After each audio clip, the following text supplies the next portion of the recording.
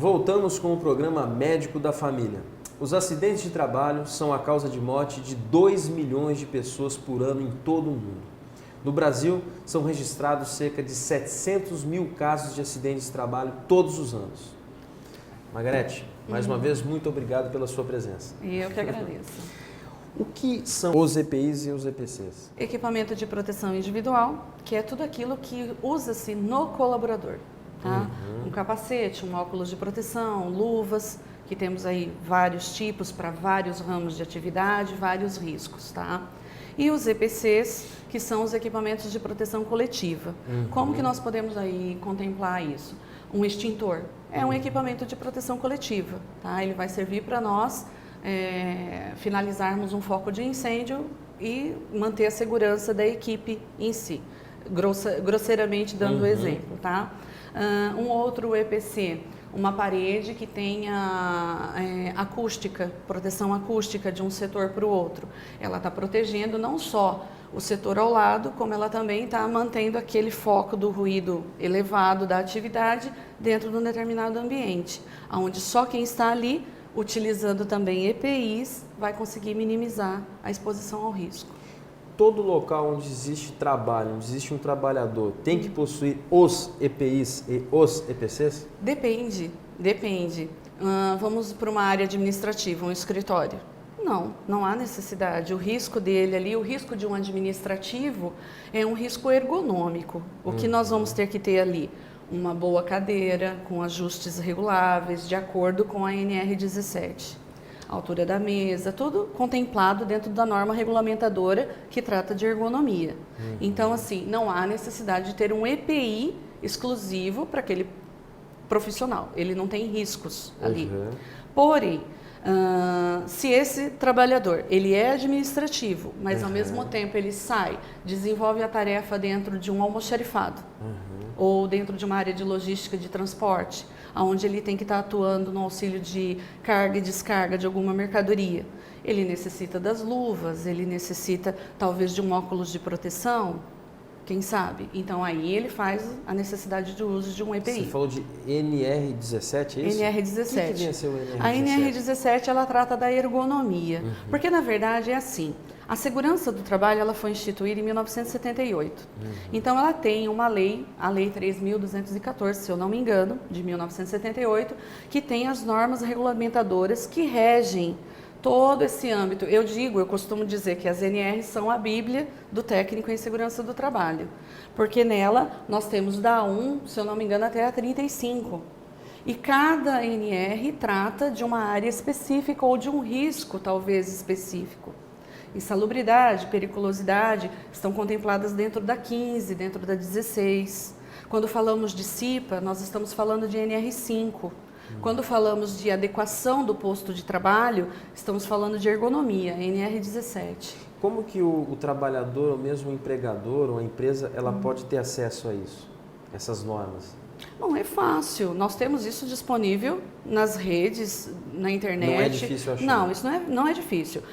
Porque o que ocorre? Algumas empresas, dependendo do seu quadro de funcionário, a legislação obriga a ter um profissional da área de segurança 8 horas por dia.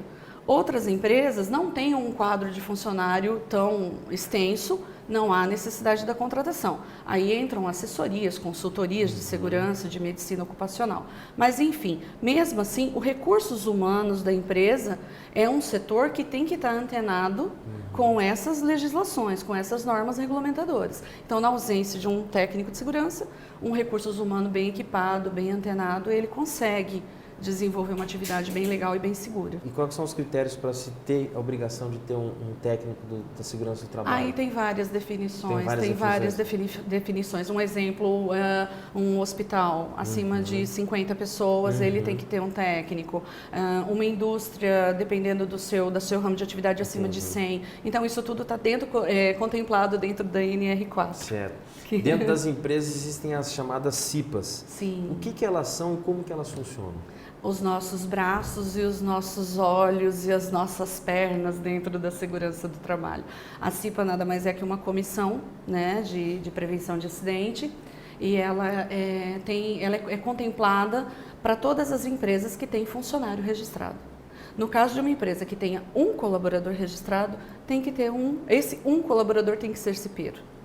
Aí existe um termo, até 20 funcionários pode ser um indicado. Acima de 20 funcionários tem que ter um processo eleitoral instituído. Tem que ter uma eleição. Tem que ter uma eleição com voto secreto. E aí entra a parte de colaboradores responsáveis e representantes dos próprios colaboradores e colaboradores representantes da própria direção da empresa. E por quanto tempo a pessoa fica dentro da CIPA? Tem um período mínimo, máximo? Tem. Na verdade, hoje, um colaborador, ele pode, candidatou-se, foi eleito, ele tem 12 meses de mandato e ele permanece, ele tem mais 12 meses de estabilidade. Isso dá a ele 24 meses de estabilidade dentro da empresa. Ele pode Isso é lei? Isso é lei, isso está dentro da norma regulamentadora 5. E a partir desse momento, ele pode, por exemplo, ter 2 eleições consecutivas, o que dá a ele 36 meses, se ele for eleito na segunda eleição. E ele tem que parar. 2 eleições consecutivas, 1 ano de pausa. Daí ele pode tentar Ele novamente. pode tentar novamente no outro ano. E em caso de um acidente de trabalho, como que o trabalhador deve agir? Bom, existem regras internas, cada empresa tem a sua política interna de atendimento. O básico que nós temos é conceito isso. Ocorreu um acidente de trabalho, o colaborador tem que se dirigir ou tem que ser comunicado imediatamente ao seu superior, ao seu coordenador hierárquico, e aí então é repassado para a segurança do trabalho. Na ausência de uma segurança do trabalho na empresa, é repassado para os recursos humanos. É feita uma investigação sobre esse acidente e aí os parâmetros são conceituados. Esse foco principal, esse colaborador ele tem que ser enviado a um atendimento médico. Primeiro de tudo, a integridade física desse colaborador. Na sequência, logo paralelo, o técnico de segurança, ou o RH, desenvolve a investigação e providencia o registro da comunicação de acidente de trabalho junto ao INSS. Perfeito. Você pode dar algumas dicas de como prevenir acidentes de trabalho aos nossos telespectadores? Bom, primeiro de tudo, tendo a minha rotina como experiência, participação nos treinamentos efetivo, tá? Levando a sério o que se diz, o que se assina, porque nós registramos. Se nós registramos é porque nós estamos ali pontuando com a empresa de que aquele colaborador está devidamente capacitado, qualificado.